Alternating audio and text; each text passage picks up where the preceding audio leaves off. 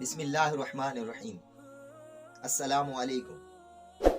آج آپ کو ہم ایک عجیب انوکھے مہمان کے بارے میں بتائیں گے۔ جی ہاں، وہ انوکھے مہمان کون تھے؟ وہ حضرت سیدنا حاتم اصم رحمۃ اللہ تعالی علیہ۔ آپ کے بارے میں آتا ہے کہ ایک مالدار شخص آپ کی خدمت میں حاضر ہوا اور عرض کرنے لگا کہ یا سیدی، میں آپ کی دعوت کرنا چاہتا ہوں، تو آپ نے انکار کر دیا، کیونکہ جو اللہ والے ہوتے ہیں وہ مالدار لوگوں سے، دنیا دار لوگوں سے دور ہی رہتے ہیں۔ پھر اس نے اصرار کیا، آپ نے انکار کیا، پھر اس نے اصرار کیا، آپ نے انکار کیا، لیکن بار بار وہ اصرار کرنے لگا۔ تو پھر آپ نے فرمایا کہ اچھا، اگر تم چاہتے ہو کہ میں تمہارا مہمان بنوں تو پھر تجھے میری 3 شرطیں قبول کرنی پڑیں گی۔ تو وہ کہنے لگا کہ کوئی بات نہیں، 3 شرطیں کیا 10 شرطیں لگا لیں، لیکن یہ ہے کہ آپ کے قدم میرے گھر آنے چاہیے۔ تو حضرت حاتم اصم رحمۃ اللہ تعالی علیہ نے فرمایا کہ میری پہلی شرط یہ ہے کہ میں جب تمہارے گھر آؤں گا، جہاں چاہوں گا وہیں بیٹھوں گا۔ اس نے کہا ٹھیک ہے۔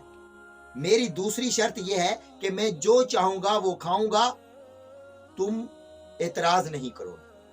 اس نے ذہن میں سوچا کہ بزرگ ہیں، تیکھے پھیکے سے پرہیز کرتے ہوں گے، میں ہر قسم کے کھانے پکوا دوں گا، جو مزاج میں آئے گا تناول فرمائیں گے۔ اس نے کہا ٹھیک ہے حضور، دوسری شرط بھی قبول۔ آپ نے فرمایا کہ جو میں تجھے کہوں گا وہ کرنا پڑے گا۔ اس نے ذہن میں سوچا کہ یہی کہیں گے کہ نماز روزے کی پابندی کیا کرو، حقوق العباد کا خیال کیا کرو۔ تو اس نے ہاں کر دی کہ ٹھیک ہے، مجھے تینوں شرطیں قبول ہیں۔ تو آپ نے اس کو ٹائم دے دیا کہ فلاں دن میں تمہارے گھر آؤں گا۔ وہ خوشی خوشی اپنے گھر چلا گیا، مالدار شخص، اور جا کر اس نے پورے محلے میں دعوت دے دی کہ فلاں دن میرے گھر میں اللہ عز و جل کے ولی حضرت سیدنا حاتم اصم رحمۃ اللہ تعالی علیہ تشریف لانے والے ہیں، تو تم سب بھی آنا۔ تو اس نے اچھے اچھے کھانے پکوائے، سب محلے والے اکٹھے ہو گئے۔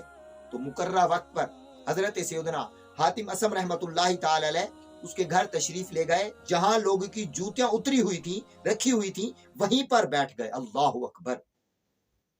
میزبان بھاگا، حضور میں نے تو آپ کے لیے صوفہ رکھا، میں نے تو آپ کے لیے وہاں قلین خوبصورت بچھایا، میں نے آپ کے لیے اسٹیج بنایا، آپ وہاں جلوہ افروز ہوں، یہاں آپ جوتیوں پر بیٹھ گئے۔ آپ نے فرمایا کہ تجھے یاد نہیں کہ میری پہلی شرط یہی تھی کہ جہاں چاہوں گا وہیں بیٹھوں گا۔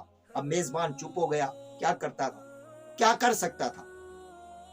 پھر کھانا تقسیم ہوا، سب نے مرغن کھانوں پر ہاتھ صاف کرنا شروع کر دیا۔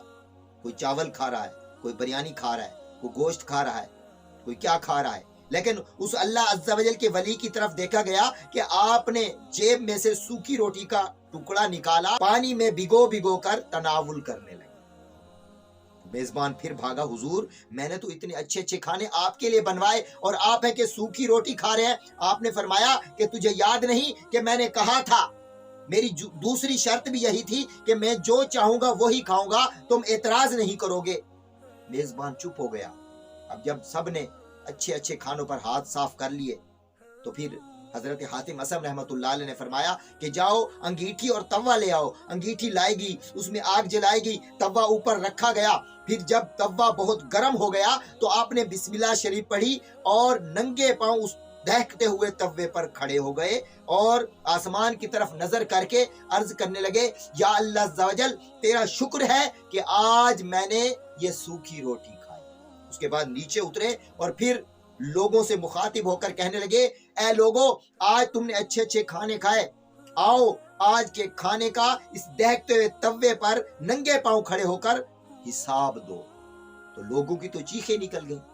وہ کہنے لگے کہ یا سیدی، آپ تو اللہ کے ولی ہیں، آپ تو پرہیزگار ہیں، آپ تو متقی ہیں، آپ کو اللہ نے یہ طاقت دی کہ آپ دہکتے ہوئے گرم توے پر ننگے پاؤں کھڑے ہو سکتے ہیں۔ ہم گناہگار بدکار، ہمارے اندر اتنی طاقت کہاں کہ ہم دہکتے ہوئے توے پر کھڑے ہو سکیں۔ تو پھر آپ نے وہیں پر بیان شروع کیا، فرمایا اے لوگو، کل بروز قیامت जब 50,000 साल का दिन होगा, सूरज 1.25 मील पर रहकर आग बरसा रहा होगा और तांबे की दहकती जमीन पर हम सबको नंगे पांव खड़ा किया जाएगा, उस वक्त हर बंदे से 4 सवाल किए जाएंगे। जब तक उन 4 सवालों का जवाब नहीं देंगे, कोई उस दहकती जमीन से कदम नहीं हटा सकेगा। तो बताओ, कल बरोजे कयामत तुम्हारे अंदर कौन सी करामत आ जाएगी कि तुम दहकती हुई तांबे की जमीन पर खड़े हो पाओगे?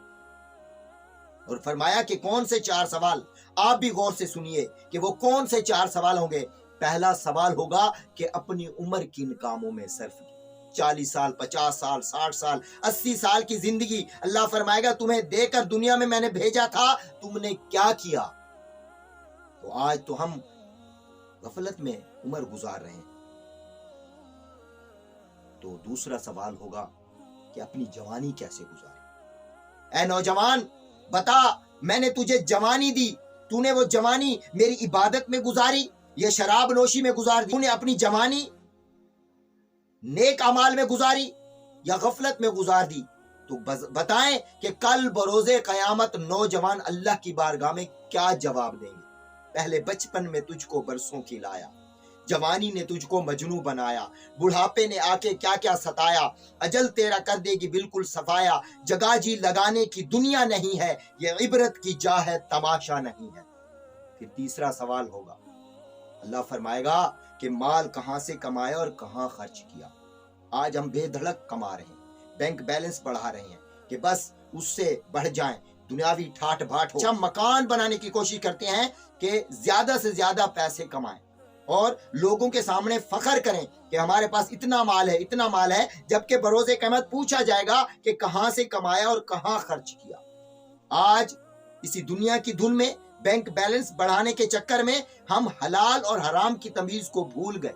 सेठ जी को फिक्र थी कि 21 के 10 कीजिए, मौत आ पहुंची कि साहिब जान वापस कीजिए।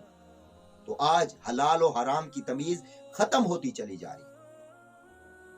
80% लोग ऐसे हैं जो हलाल और हराम की तमीज नहीं करते। कहां का हलाल और कहां का हराम जो साहिब खिलाए वो चट कीजिए। तो कल बरोजे कयामत हलाल रिज्क के बारे में भी सवाल होगा, लेकिन जो हराम कमाता होगा फिर उसका क्या बनेगा। और फिर चौथा सवाल होगा कि अपने इल्म पर कितना अमल किया।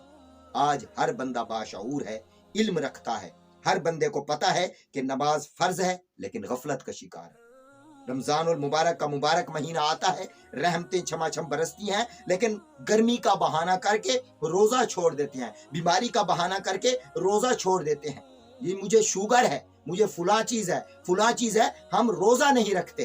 तो कल बरोज़े क़यामत पूछा जाएगा। हालांकि इन चीजों का हमें पता है, हम मुसलमान हैं अल्हम्दुलिल्लाह, और हमें शऊर है और इल्म है, लेकिन फिर भी हम गफलत का शिकार हैं। तो बताइए, कल बरोज़े क़यामत अगर इन 4 सवालों का जवाब सही ना दे सके तो फिर हमारा क्या बनेगा। कर ले तौबा, रब की रहमत है बड़ी, वरना कब्र में सजा होगी।